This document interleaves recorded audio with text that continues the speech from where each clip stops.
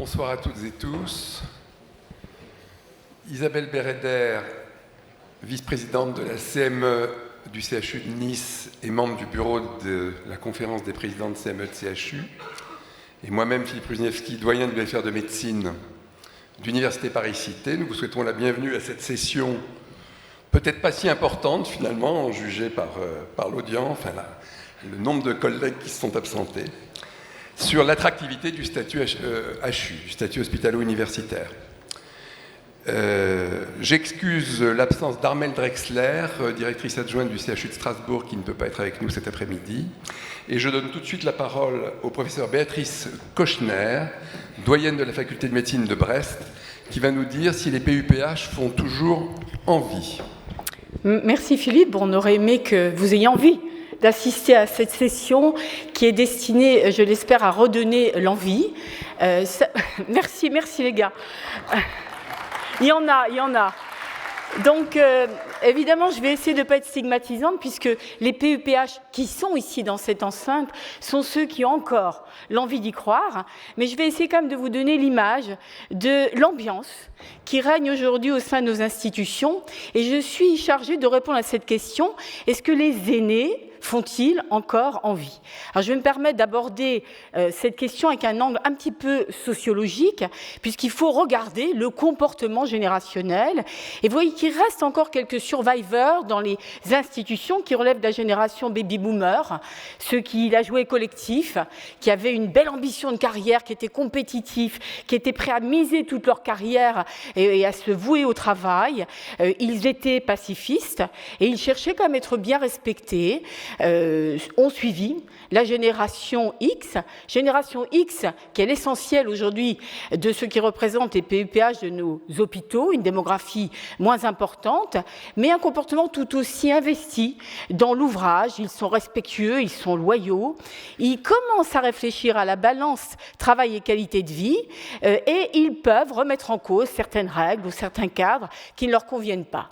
Eh bien, ces vieux-là ont donné une génération, c'est leurs enfants qui sont peut-être pour beaucoup des enfants de ses propres PUPH dans les hôpitaux, cette génération d'enfants rois. On a vraiment protégé cette génération.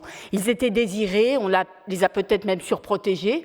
Regardez, messieurs, mesdames, les doyens, comment on accompagne les PASLAS avec des parents militants, en particulier des parents PUPH. En tous les cas, cette nouvelle génération-là va beaucoup moins bien vivre la critique et l'échec. Ils sont plus dépendants. Et alors là, il n'y a pas photo, vie privée, vie professionnelle, ça doit s'équilibrer. Alors quand on regarde ces PUPH transposés dans nos hôpitaux, on va dire que les baby-boomers sont plutôt proches de la retraite. Beaucoup d'entre eux, il faut le reconnaître, sont plutôt désabusés, voire dépassés. Ils vous disent que les réformes, c'est plus pour eux, que les mentalités, ils ne s'y retrouvent plus, que les attentes dépassent l'entendement et que les valeurs ne sont plus les bonnes vieilles valeurs avec lesquelles ils ont grandi. Pour la deuxième génération, celle bien sûr de la génération X qui nous accompagne, ils se sont battus pour obtenir le titre. Ce sont des jeunes managers d'équipe, ce sont les actifs du moment et eux, ils veulent croire encore aux 3 valeurs de PUPH. Ils affrontent les évolutions, ils intègrent la qualité de vie et ils sont quand même plus ou moins tolérants aux attentes des étudiants. Ce sont ces jeunes PUPH qui viennent vous voir, vous les vieux, en vous disant « vous n'allez quand même pas laisser passer ça ». Alors, comment ont-ils eu envie? Eh bien, ces PUPH de la génération, encore une fois, baby-boomer ou génération donc X actuelle, ont vraiment misé sur un hôpital qui était l'institution de référence attractive. C'était le lieu de la recherche, la faculté, c'était le lieu de la pédagogie. Ils avaient accès à l'innovation qui n'était disponible qu'à l'hôpital. Et le métier d'alors, il était respectable, il était prestigieux, il offrait la diversité et il n'y avait pas ce gap énorme entre la ville et l'hôpital. Et tout ça, c'était bien en accord avec leurs valeurs, puisqu'ils étaient prêts à travailler sans compter, à se dédier à leur métier et ils étaient fiers de ce que ce métier incarnait. Alors le PUPH d'autrefois, on l'appelait même le patron. C'était le modèle de savoir, d'autorité, d'accomplissement, il était au sommet de la pyramide. Même si aujourd'hui, on est bien tous conscients que ce n'était peut-être pas un modèle, puisqu'il avait plein pouvoir sur le patient, l'étudiant, l'équipe en termes d'exigence, dans la tonalité des échanges et du discours. On était habitué parfois à se faire abrouer. Donc on courbait l'échine, c'était le prix accepté par tous au sein de l'institution hospitalière. Cependant, depuis très longtemps, l'empathie, la générosité, partager sa passion ont toujours fait rêver et ont sûrement été pour beaucoup d'entre nous ce qui nous a fait sélectionner une spécialité plutôt qu'une autre. Alors, ce qui les éprouve aujourd'hui, c'est ce changement de décor, l'arrivée par exemple d'un pôle qui leur a fait perdre toute reconnaissance, tout accès au pouvoir, toute interactivité. Ils sont vraiment mis en marge et ne se retrouvent plus dans l'institution.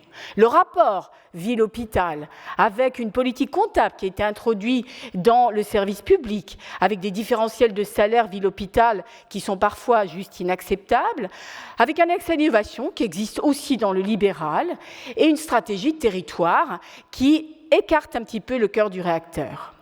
Le poids du U. Le poids du, bien sûr, est un problème, puisqu'aujourd'hui, il est facile de calculer que peut-être, au moins en termes de rémunération, il fait peut-être meilleur être PH que PUPH. Et en plus, il se tape une charge pédagogique avec un temps et un accès à la recherche, on le comprend depuis ce matin, difficile à positionner et à défendre. Le H est aujourd'hui indemnisé, le U est sous-payé, et la retraite, excusez-moi, on n'est pas encore rassuré, surtout pour ceux qui se battent pour la défendre pour les prochaines générations et qui, on l'espère, ne seront pas sacrifiés au passage. Donc il y a une perte de confiance et d'engagement. Ils n'ont, pour beaucoup d'entre eux, plus envie, et donc ils ne font plus envie. Et pourtant, on devrait admettre, sans juger, qu'il faut vivre avec son temps. Et quand vous regardez ce changement de vécu qui influence ces attentes, vous voyez qu'au fur et à mesure des événements qu'on a connus, plus récemment, bien sûr, pour beaucoup de nos seniors, la guerre du Vietnam, puis la crise du Golfe, et puis l'arrivée du premier ordinateur, versus aujourd'hui, l'Ukraine, le Covid, l'immersion complète dans les médias, vous voyez que au fur et à mesure qu'on évolue sur cette frise vers le orange, on a sentiment, en vérité, d'une petite menace autour de soi. Il faut donc percevoir qu'aujourd'hui, il y a une fébrilité indiscutable pour les générations actuelles de se dire qu'on ne vit qu'une fois, avec toutes ces menaces. Il faut ajouter aussi, bien sûr, la menace planétaire. Et donc, il y a une notion d'immédiateté qui fait partie du comportement sociétal, avec un besoin, premièrement, d'épanouissement personnel. Alors, l'évolution générationnelle, bien sûr, elle cohabite. Et il faut aussi savoir que nul n'a choisi sa génération. Moi, je pense que la cohabitation est perdante si on pense que sa génération est vraiment la plus méritante, qu'elle a été la mieux formée, qu'on a vraiment appris du passé, qu'on en a la nostalgie, qu'on ne se remet pas en cause. On pourra peut-être appeler ça le verre à demi-vide. En revanche, on va gagner si on s'attache à croire en la jeunesse. On a tous été jeunes, on a tous eu des valeurs, et donc la jeunesse a probablement le droit d'exister, de grandir et de maturer. Il faut donc comprendre l'autre et ses attentes, accepter de guider et apprendre des changements. Ça s'appellera voir le verre à demi-plein. Et de la même façon, quand vous assistez à l'évolution des consommations et attitudes au sein de ces générations, vous voyez qu'on pâtit aussi de l'environnement qui nous entoure et qu'aujourd'hui, cette immersion peut-être exagérée va aussi créer une autre forme d'angoisse qui est d'un côté l'éco-anxiété, et parce que la géopolitique, parce que la planète et son écosystème ne vont pas bien, on va même avoir ce que les sociologues appelleront la nostalgie, c'est-à-dire cette inquiétude anticipatoire de perdre ce qui existait hier. Donc il va nous falloir comprendre nos juniors, leurs inquiétudes. Ils ont peur des réformes, ils ont l'angoisse des réformes, ils ont la pression du calendrier, ils ont une mise à l'épreuve. On a introduit un nouveau paramètre que beaucoup d'entre nous n'ont pas connu, l'évaluation sur l'oral. Ils ont un sentiment terrible d'être incompris, parce qu'on leur impose des réformes, et ils vont vous dire, moi, je me méfie à commencer par le doyen, un peu moins les doyennes, mais surtout les doyens, et finalement, ils sont dans une situation où il y a un besoin de rassurance. Leurs attentes, pourtant, Quand on voit quand même tous ceux qui se bousculent pour intégrer les métiers en santé, ils rêvent de médecine. Et donc moi, je vous invite à vous poser une question majeure. Pourquoi, lorsque le premier stéthoscope autour du cou, quand ils rentrent dans les hôpitaux, pourquoi ils en sont dégoûtés en moins de 6 mois et que leur première attitude est de dire « jamais plus, je vais peut-être m'écarter du monde ambulatoire ». On connaît l'engouement aujourd'hui, en particulier pour la médecine générale. Donc il faut comprendre qu'ils ont un besoin d'une meilleure considération. Il faut qu'on les intègre, il faut qu'on les implique, il faut qu'on comprenne et qu'on respecte leurs besoins de qualité de vie, et il faut qu'on campagnonne, parce qu'ils vous diront que l'échange d'expériences, qu'apprendre des anciens, en les intégrant dans notre paysage, ça va permettre une optimisation. Et leurs valeurs, là aussi, il faut les comprendre. Oui, il y a de l'individualisme. Oui, il y a un besoin d'indépendance. Oui, ils ne sont plus prêts à tolérer tout ce qu'on a pu tolérer par le passé. Oui, ils aiment la planète comme on devrait tous aimer, et peut-être nous accuser d'ailleurs de l'avoir conduit là où elle se présente à eux. Mais on est bien tous d'accord, ce sont des jeunes qui aiment apprendre, ils apprendront différemment, ils aiment le patient et savent le défendre quand l'éthique est bafouée, ils apprécient l'interactivité, ils s'intéressent au progrès, et au final, ils sont agiles et adaptables pour peu qu'on s'intéresse à leurs attentes. Donc il faut qu'on change nos codes de communication. Leur monde est connecté. Et bien sûr, le réseau social est l'outil de base, et on a tous appris, quand on doit leur parler, à utiliser ces réseaux sociaux plutôt que d'afficher ou de transmettre sur le fameux site de la faculté. Il y a tellement de supports. Pour nous qui rêvions de grandir avec Wikipédia, eh bien pour eux peut-être, trop de supports tuent la possibilité d'accéder facilement à la connaissance bien structurée.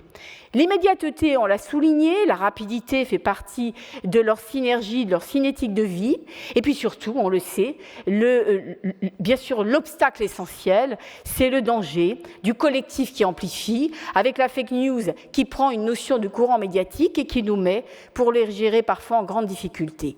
Ils sont sans filtre, donc il faut qu'on mette un mouchoir dessus, toute attente de respect de formule d'usage. Terminé. Madame le professeur, respectueusement, c'est bonjour, cordialement, et c'est déjà pas mal. Donc, la valeur hiérarchique, il va falloir faire avec et savoir que c'est la résultante de ce courant générationnel. Ils sont capables de recevoir, et notre mission, ça va au moins d'essayer modestement de leur faire redonner en échange. Ils ont le seuil de l'inacceptable bien ancré en eux et ils savent bien le défendre. Les attentes, pas de paternalisme, pas d'excès d'autorité, un cadre, comme vous l'imposez à la maison, mais flexible. Il faut faire court, il faut faire efficace, mais il faut faire dans la transparence. Et en ayant dit tout ça, avec ces évolutions générationnelles, on comprend que l'impact remet en particulier en cause le statut et l'image du PUPH qui ne pourra jamais plus être comme avant. Donc le PUPH d'aujourd'hui, il devrait conserver ses valeurs. Je vous en supplie, essayons de continuer à partager la passion qui nous amène aujourd'hui dans les assises et d'essayer de le ramener chez soi pour tous ceux qui n'y croient plus autour de nous, dans notre communauté, parce que le bonheur de la transmission, c'est sûrement un des plus beaux aspects du métier. La bienveillance est à réinstaurer, qui va avec la tolérance, puis il faut qu'on apprenne à être de meilleurs managers. Il faudra contrôler sa communication, quitter le pessimisme qui fait qu'on bougonne dès le matin, on rentre au bloc, on casse du cadre, on arrive dans les services et on se plaint de la lourdeur de l'administration. Donc stopper la critique ouverte parce qu'il faut donner l'exemple. Choisir ses mots, tout le monde y est invité, et il faut s'adapter aux modes connectés, hybridés, avec le défi pédagogique qui s'impose à nous, le e-learning. On doit sortir du modèle conventionnel de nos cours encaustiqués en amphithéâtre. Et bien sûr, il faudra aussi, nous, être entendus, parce que le pauvre PUPH, qui plie les chines et qui en plus reçoit de Béatrice Kochner aujourd'hui quelques leçons de savoir-vivre pour changer sa culture, il a quand même besoin, lui, de retrouver la capacité de donner et de recevoir en retour, ce qui est bien sûr le plus beau d'une aventure humaine. Donc lui, au passage, il doit être reconsidéré. il doit être revalorisé dans tous les sens du terme, il doit aussi être accompagné, par exemple dans l'apprentissage du management, et puis on aimerait bien quand même un petit merci de temps en temps, ne serait-ce que par nos institutions. Ce qui doit nous donner espoir, et on va le comprendre tout à l'heure, c'est qu'il reste un vivier. Les jeunes aiment aller vers la recherche, la démystifier, s'y initier. Tous les ans, on demande plus de postes à nos ministères, donc il y a une vraie demande. Et nous, notre job de PUPH, c'est d'identifier, d'encourager, en gardant l'esprit que cette nouvelle génération ne sera pas prête à tout accepter. Donc en conclusion, les points clés du succès seraient sûrement de réinstaurer l'empathie. Il faut chasser les stéréotypes sur la jeunesse. Il n'y a pas de jeunes feignants qui ne soient intéressés que par l'argent. Il faut complètement casser ce modèle, entretenir l'optimisme, parce qu'il est bien démontré que l'ambiance de travail prévaut même sur le besoin de se faire de l'argent. Il faut réinstaurer l'empathie, ce qui veut dire l'identifier chez l'autre, la ressentir et la penser. Et puis, il faut mener ces combats spécifiques qui se sont ajoutés à notre feuille de route. Le sexisme, la discrimination, le savoir-être et la communication. Prendre le virage numérique et intégrer l'éco-responsabilité, voilà notre nouveau listing de missions. On a des belles yeux hybridés, fédérés, qui se mettent en place et qui nous rassurent. Et puis au nom des femmes, que sont bien sûr tous ces PUPH qui se battent, eh bien il faut bien sûr que pour elles, le chemin ne soit pas plus difficile que pour les hommes. Et bien sûr, j'espère qu'ici, toutes les femmes, pas encore assez, sauront défendre ces valeurs. Au final, le PUPH au sein de l'institution, il a besoin de retrouver ses marques. Le CHU. Est-ce que le CHU pourrait ne pas oublier que s'il a un U à côté du H, c'est grâce au HU. Et donc, il va falloir qu'on soit à nouveau bien respecté dans ces 3 missions, même si ces 3 missions ne peuvent pas, pour chacun d'entre nous, être incarnées peut-être avec la même volumétrie, la même équité dans ces 3 missions. Il faudra accepter la diversité. L'université, il faut qu'elle accompagne, qu'elle fédère, qu'elle facilite la transversalité. Et puis aujourd'hui, on l'a aussi compris, on n'a pas que les étudiants en médecine, on accompagne l'universitarisation des professions paramédicales et évidemment celle du territoire. Donc bien sûr, la charge s'est alourdie.